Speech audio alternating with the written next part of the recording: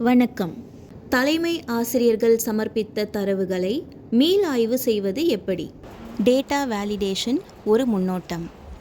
EMIS வலைத்தளத்தில் பதிவேற்றம் செய்த தரவுகளை டேட்டா வேலிடேஷன் டீம் சரிபார்த்து ஏதேனும் திருத்தங்கள் தேவைப்படுமாயின் அதை மீண்டும் அந்த பள்ளிகளுக்கே ஒதுக்கீடு செய்யும்.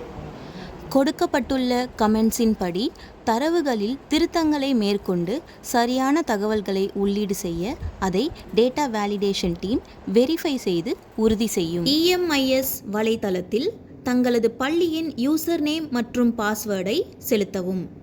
அப்ரூவல்ஸ் தலைப்பின் கீழ் டேட்டா வேலிடேஷனை செலக்ட் செய்யவும்.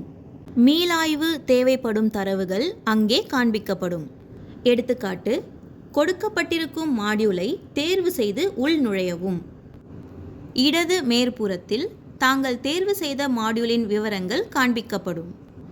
வலது மேற்புறத்தில் எவை கட்டாய தரவு, எவை கட்டாயமற்ற தரவு, எவை ஆதாரம் தேவைப்படும் தரவு என்பதை மூவண்ண நிறங்களால் குறிக்கப்பட்டிருப்பதை காணலாம். பச்சை நிறம் ஆதாரம் தேவைப்படும் தரவு, நீல நிறம் கட்டாயமான தரவு, வெள்ளை நிறம் கட்டாயமற்ற தரவு.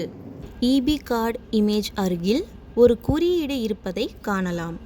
கர்சர் மூலம் அதை தொடும்போது பொது விதிமுறைகள் காண்பிக்கப்படும். ஒவ்வொரு தரவுக்கு ஏற்றவாறு விதிமுறைகள் அமைக்கப்பட்டிருக்கும். தாங்கள் பதிவேற்றம் செய்த தரவுகளில் தேவைப்படும் திருத்தங்கள் கமெண்டாக ஹைலைட் செய்யப்பட்டிருக்கும். அதற்கேற்ப தேவையான தரவுகளை அப்லோட் செய்யவும். எடுத்துக்காட்டு, EB கார்டு இமேஜ் ஃபீல்டில் சரியான புகைப்படம் பதிவேற்றப்படவில்லை.